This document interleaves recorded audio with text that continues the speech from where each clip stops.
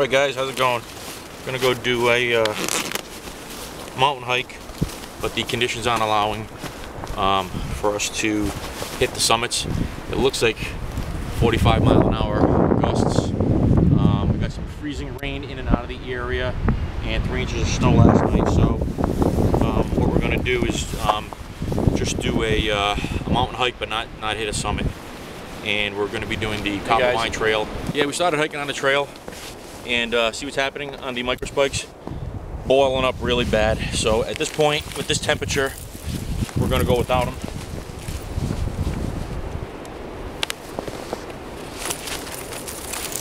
See that? That's what happens when it's a little bit warm out. So we're going to opt not to use them at this point, and unless it gets a little colder. Peace.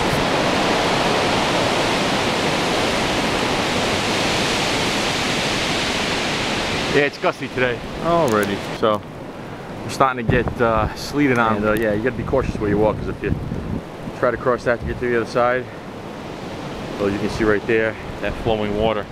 It's a thin ice bridge, so don't go off trail too far. All right, looks like a storm's rolling in. Getting dark out here. We got some frozen rain coming down. May have to abort if it gets a little crazy. If there's a flash freeze after this rain, it might not be prudent to continue forward. So we'll see how it goes over the next hour or so. All right, approaching the Coppermine shelter and Bridal Vale Falls, and the wind hasn't let up, and trail's good. I don't know if you can see that. About 6 to 7 inches of new powder on it, and it's getting a little deeper as we get deeper into the mountains here. So, all right, let's go check out the falls. Alrighty, as you can see, the trees are getting just a little shorter as we start heading up this way. So we're moving on up in elevation, crossing creek here. It's partially frozen over. And we're in an area that's slightly protected from the wind right now, so it's not too bad. All right, guys.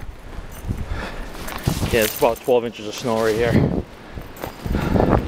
And there's a Coppermine shelter, a little fire pit. Definitely a nice little spot out of the wind. Prevailing winds are coming from behind it. Pretty far off the ground, a couple of feet. Very nice. Spent an easy night in here. Sweet. Still smells a little smoky in here, so somebody spent the night up here or had a fire going up here very recently, within a day or so, maybe 2. Alright, we're gonna continue up to Bridal Vale. Alright, before we head out, just check this out. Looks like there's probably a very smart mouse that's living under the shelter. He knows full well that there's always morsels to be had from hikers that come up to this area, and some really good shelter under all this wood. And there isn't any here, but something you want to consider when you spend the night up here, check out these eaves. Usually you can find an old bird's nest that you can use for tinder, and sometimes people will leave some equipment behind, and if you're in a situation where you can't get out, you're snowed in, there's a storm or such, you can always look for extra lighter. Sometimes there's grillware, but the bird's nest is pretty cool. Sometimes people hide tinder up in here, so don't forget to explore the shelter fully if you come across one, for resources to help you survive the night. Alright, so that's the frozen Bridal Vale Falls, going up behind those trees there. You can see the, I'm not sure if you can see it, but it's the ice is kind of greenish and yellow coming down that way, and as well from there. Pretty cool. Well, we have been having a mild winter, and today's March 2nd, is it? Yeah. And here's some buds that are actually the leaves are already unfurling. Hey Reaper, how's it going, buddy? You wanted some white birch bark, you said. How's that look to you right there? How dry that is underneath.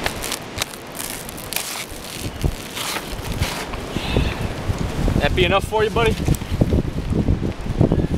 wild. I guess they don't have much of this down in Georgia. And this is the exfoliating bark of the white birch as it grows. It's just shedding this, so we're not damaging the tree. And my buddy Mike doesn't have much of this growing down where he's from. So yeah, I'm gonna mail this down to him so he can play around with it. All right.